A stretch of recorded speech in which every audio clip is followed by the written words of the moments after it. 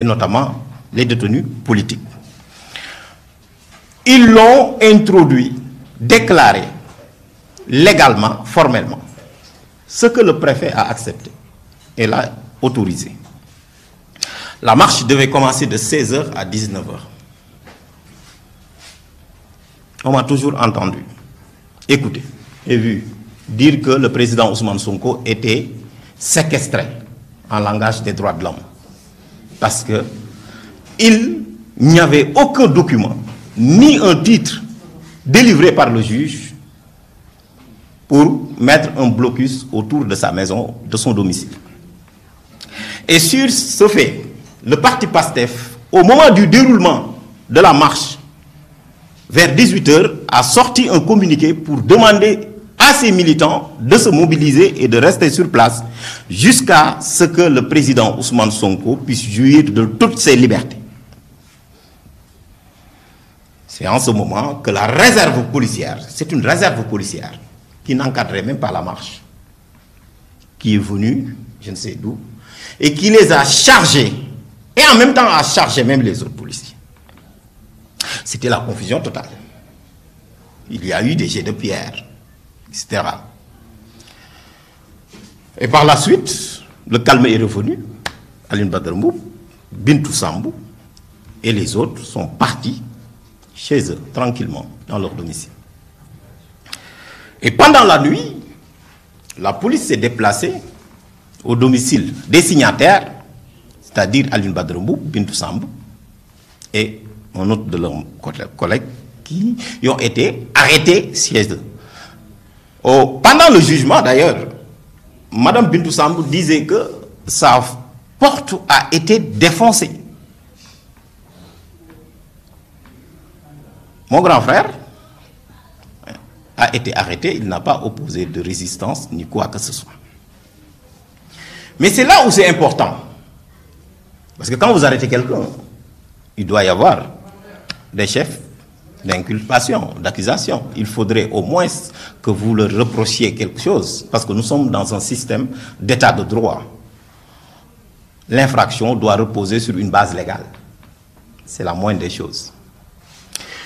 Ils ont dit qu'il y a eu rébellion, outrage à la police. Et ils ont dit trouble à l'ordre public. Vous voyez des gens qui marchaient et qui lisaient un communiqué à 18h20, qui se font charger, on dit qu'ils ont troublé l'ordre public. Et par ricochet, même, ils ont dit que oui, l'itinéraire a été dévié. Mais c'est normal, quand vous chargez les gens ici par des grenades lacrymogènes, mais les gens, n'est-ce pas, partent dans tous les sens. Alors à ce niveau, ils ont été arrêtés, mis en garde à vue, et je me suis déplacé pour aller les voir. J'ai essayé quand même de voir leur état de santé. Bon, tout allait bien. Alors, je pensais que ça allait s'arrêter à ce niveau. Et je me suis dit que, bon, de toute façon, la police devait faire son travail. C'est-à-dire que, bon, voilà, c'était une façon de leur dire que, bon, peut-être, il faut prochainement, donc, etc., etc. À ma grande surprise, on leur a notifié leur garde à vue, présenté au substitut du procureur. Automatiquement, donc, on soit transmis, a été donc envoyé. Ils ont donc été acheminés à Thiès par un déferlement. Ils sont partis là-bas, au commissariat du 1er arrondissement. Je me suis déplacé aussi pour aller les voir. En même temps, ces 4 autres camarades, notamment Mme Bintou Sambou, qui allait un enfant.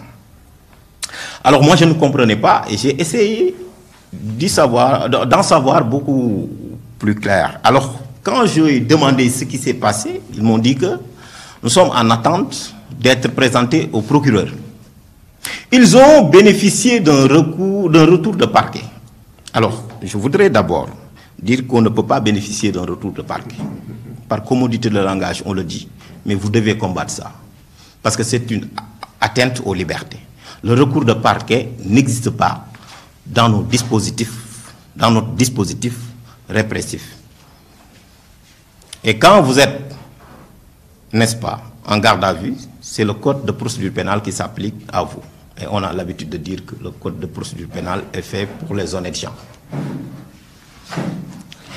Et ce qui s'est passé, à la suite de ce recours de parquet, donc, ils ont été voilà, mis sous mandat de dépôt à Thiès, en attente d'être jugés, en flagrant délit. En bon républicain, légaliste, je suis parti assister au jugement, où les avocats ont plaidé, mais le délibéré a été ajourné. Nous nous sommes dit que c'est le cours normal de la justice, parce que la justice a son temps, et donc les magistrats doivent décider avec sérénité. On l'a accepté. À notre grande surprise, le jour du délibéré, c'est mon père qui a assisté au délibéré, parce que moi-même, j'avais flairé ça. Je rappelle que notre papa est un officier supérieur de la police à la retraite. Nous sommes de Tivaouane, mais nous avons grandi dans plusieurs camps du Sénégal. Donc nous connaissons l'ordre, la loi, et la République et la justice. Alioune Badara Mboup et ses camarades ont été condamnés à 2 mois de prison ferme. Alors moi qui enseigne la justice, moi qui enseigne le droit, qui donne des décisions de justice, d'ailleurs Guy Marius Sagna, l'honorable député vient de le dire, même dans les facultés nous enseignons l'arrêt Barrel de 1954. Ça concernait les communistes en France qui étaient persécutés, il a parfaitement raison. Nous avons accueilli cette décision avec dignité. Pourquoi? Parce que Alioune n'est pas un bandit, il n'est pas un criminel, il n'est pas un hors-la-loi. C'est quelqu'un qui a des convictions fortes, qui respecte les lois de la République, qui est un citoyen honorable. Mais cela n'est pas nouveau pour nous. J'aimerais dire que nos grands-parents ont été emprisonnés à Thiès.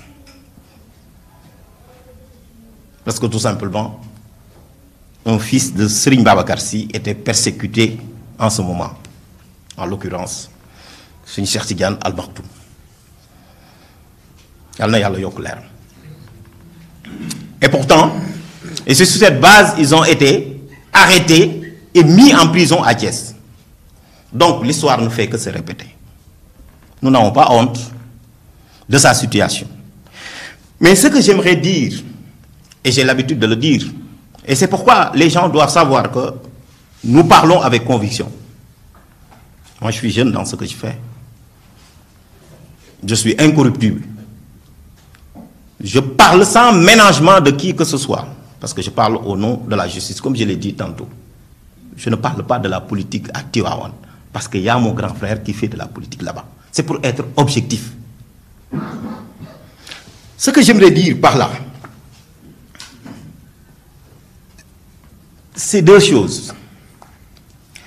Quand la citoyenneté est malmenée, quand l'état de droit n'est pas respecté, quand la démocratie est bafouée, il faut que tout le monde, que tout un chacun, que toute personne ait prise de justice et qui pense que la République, c'est tout ce qui nous est spécifique et qui nous est propre. Moi, je considère que la République est à côté de moi. Parce qu'il y a un élu de la République qui est là. Mais moi, je considère que aussi la République a été trahie. Parce que mon frère est un élu de la République, parce que c'est un conseiller municipal. J'aimerais dire par là que nous vivons ce que nous appelons une répression judiciaire. L'honorable député Guy Marius Sagna l'a bien dit. Mais cette répression judiciaire, elle est sélective. Nous tous, nous étions là lorsque M. Djibril Ngom volait les listes de Yewwi Askan Wi. Il y avait une plainte de la coalition Yewwi Askan Wi. Où est-il? Le monsieur est en train de boire son thé et certainement il est en train de prendre son petit déjeuner. Récemment, une personne qui ne fait que insulter a été reçue par le président de la République en grande pompe. Il a eu maille à partir avec une fille.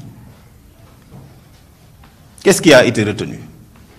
Coups et blessures volontaires. Il a été condamné à 1 mois d'emprisonnement. Cherchez l'erreur. Récemment, quelqu'un qui s'appelle Ahmad Suzanne Camara a appelé au meurtre du leader de mon frère, M.